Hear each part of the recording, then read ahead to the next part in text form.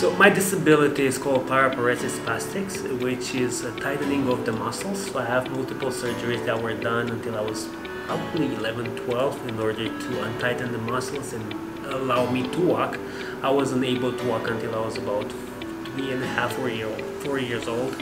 And then I had to go through a lot of therapy and more surgeries in order to get to this point. My disability came when I was about 27 years old, and I was in a car accident. So a drunk driver hit me from behind and injured me from my neck down in a car accident. I was paralyzed.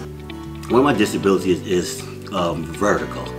I'm not totally sure how to explain it to you because I'm still going through the process, and now I'm fearing it's reaching to a stage called chronic vertigo. It's something that people live with, I'm finding out. The first one I was ever diagnosed with was the dystonia. I was 25 years old, and all of a sudden my neck started going crazy, and it started going towards my whole body, and I'd have these, they looked like seizures, except I was awake and cognizant the whole time, and they're like having Charlie horses all over your body.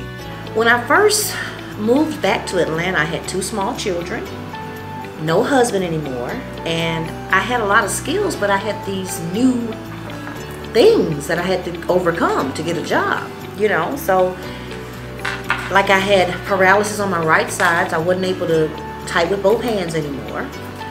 Little things like that, but they were big, because you know, who's gonna hire me? Can't walk. So I got the phone book one day, and I looked and it said rehabilitation. That's what I needed, because I had been in physical rehabilitation for a long time and it made me better. So I figured if I can get in another rehabilitation, that'll help me as well. And so I decided I could get back to work. So I went from interview to interview, and I did great on the telephone. I did 25 telephone interviews a week, and they'd say, oh, we'd love to meet you in person, and then I'd go into the interview and they'd see my one stick at the time, and then I stopped being a person. I started being a disability. Until I got to the point where I came into the company, I lived with the idea that, you know, you have a disability, everybody needs to help you, and that's it. You cannot do a lot of things. From the point I got here, and the company helped me understand that I can do things on my own. They understood the idea that at the time I wasn't speaking in English, and they accommodated me and they supported me up to the point where I became a permanent employee with one of our stores. While I was in the training programs through VR, I was the employee of the month once and employee of the week, I believe, 3 times. And from that point on, that gave me the boost and made me confident that I can do it, and I continue working harder and harder. So I gave pride to what the company did for me, helping me understand that yes, you can do it. And I found vocational rehabilitation, and that's me. I need a little help with my vocational skills and getting back into the workforce, because it had been like 2 years since I worked because of the accident.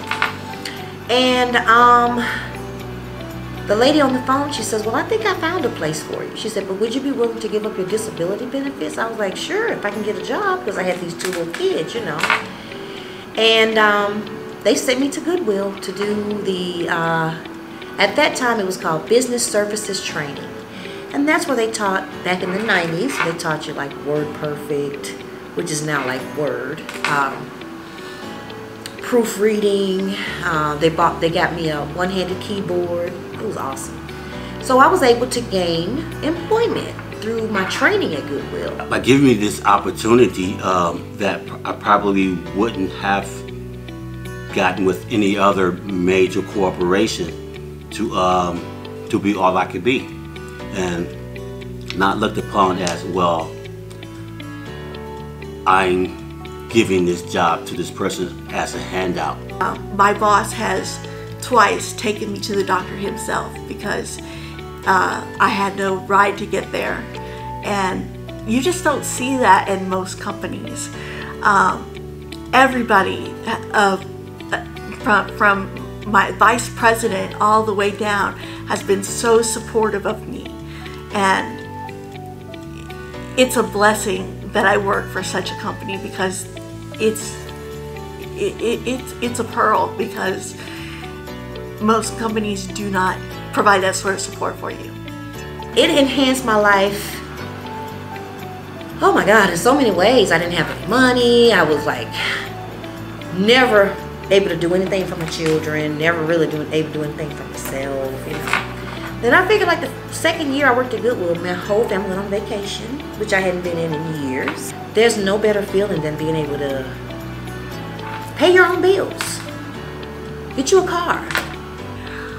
I wish people better understood just how difficult it is to be different. People don't understand. They see the wheelchair, they feel sorry for you, but they don't really understand how difficult it is.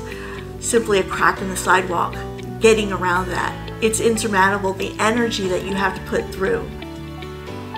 Just listen to people and don't judge from what you see. Because sometimes, you know, you can't always judge a book by its cover. Sometimes you have to turn the page and read it.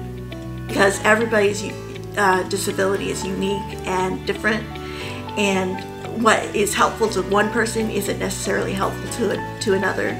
And that you have to remember and trust that the person who has the disability knows their body best. It's just a way of life. You know, if we all was the same, you know, would we actually like each other? But disability is not contagious. You know, we, like I said, we live normal lives and everything, and it's a blessing just to be alive, no matter if you have disability or not. I am proud and happy to see that, you know, we have actually a month that can help others understand that, you know, we as people with disabilities have the same needs and we have the same abilities like others. Most of us see us differently able, not necessarily disabled, so all we ask for is to be treated the same and, you know, get the same services basically. It gives the world an opportunity to see people like me thrive and have pride in themselves, because I have a tremendous amount of pride in myself. I revel at things I do on a daily basis. You know, we celebrate a lot of other things, so that's right up there with celebrating everything else. I have a saying that it doesn't matter how many times you fall down, it matters how many times you get back up. And I keep getting back up, and that's something to take pride in.